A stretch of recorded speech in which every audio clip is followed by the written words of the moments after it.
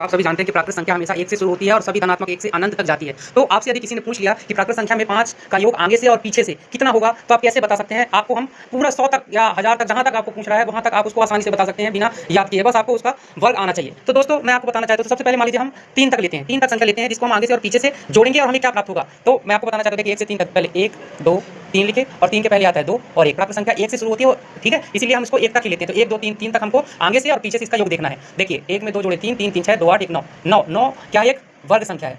क्या है? वर्ग संख्या है। किसका वर्ग है? 3 का वर्ग है, ठीक है। अब इसी प्रकार हम 3 तक देखें, फिर इसके बाद 2 तक देखते हैं। 1 + 2 + 1, तो 2, 1, 3, 1, 4, 4 भी क्या है? एक वर्ग संख्या है। किसकी है? 2 की है।